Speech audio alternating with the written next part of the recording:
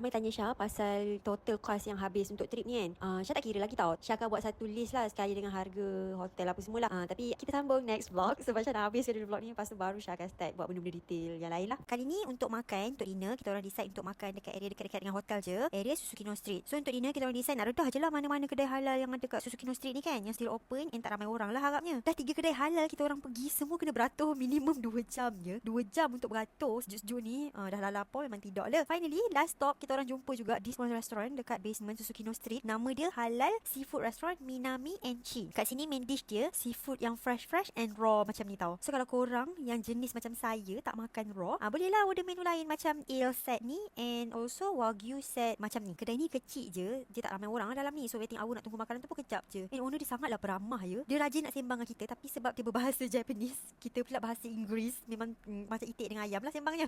Okay, bagi Syah menu dua-dua ni sedap, especially menu il dia ni lah. Il dia ni dah lah dia letak banyak tau. Kat bahagian bawah il ni nasi tau. Atas dia il. Nampak tak berapa banyak il dia, nampak sedap gila kan. Lepas tu sos yang cover il ni dia manis berlemak tau. Dia kena lah dengan tekak Melayu kita ni kan. Sedap sangat tau. Kalau yang ni memang Syah bagi 10/10. Untuk wagyu steak pula yang ni, maybe sebab plate yang serve ni panas sangat, so wagyu tu kan dia dah macam extra well done tau. So macam kurang juicy sikit lah. Tapi overall set ni dia sedap je dengan nasi, sup miso dia sedap je. So kalau korang next time nak datang sini pun boleh. So bila dah kenyang, kita orang jalan-jalan lah area Susukino ni. Sampai dekat area tengah Susukino ni kan, dia macam ada satu jalan tu memang dia reserve khas untuk Winterfest tau, untuk winter punya ice exhibition macam ni. So kat sini ada banyak lah berderet ice yang dah di carve untuk kita ambil gambar. Lepas tu dia ada explanation sikit-sikit kat sini. So this is like a few ice yang ada macam ni, macam ada yang seafood dekat dalam ice. Cantik lah. Ramai lah turis ambil gambar kat sini kan. Next kita jalan dekat area crossing road ni yang ada signage lelaki ni. Yang ni lampu ni, signage ni sangatlah viral. Kira kalau siapa-siapa yang pergi Sapporo mesti akan ambil gambar kat area. Syah pun tak tahu lah apa yang menariknya kawasan ni, tapi kita pun ambil gambar sekali kan, dah lah sampai kan. Next kita nak cari dessert pula, dah penat jalan kan, so kita nak cuci-cuci mulut sikit. Syah jumpa satu ice cream viral kat area Susukino ni. Queue sentiasa panjang je sebab Syah selalu datang sini untuk shopping kat area Susukino Street ni kan. So tak pernah lah nak pergi singgah ice cream ni. So kita beratur sama dengan diorang and dah sampai turn kita order mix and Syah order mix and vanilla macam dalam menu dia ni. Bagi Syah rasa ice cream dia manis-manis creamy berlemak tau. Maybe sebab memang susu Hokkaido sedap kan. Tapi kan sebenarnya signature dia yang lagi sedap adalah dia punya cone. Cone dia sangatlah sedap. Dia macam cookies viral yang kat 7E tu. Masa biji lah rasa cone ni. Habis dia berdessert, kita orang sambung shopping dekat Susukino Shopping Street ni. Punyalah banyak kedai kat sini. Diorang kata lebih 200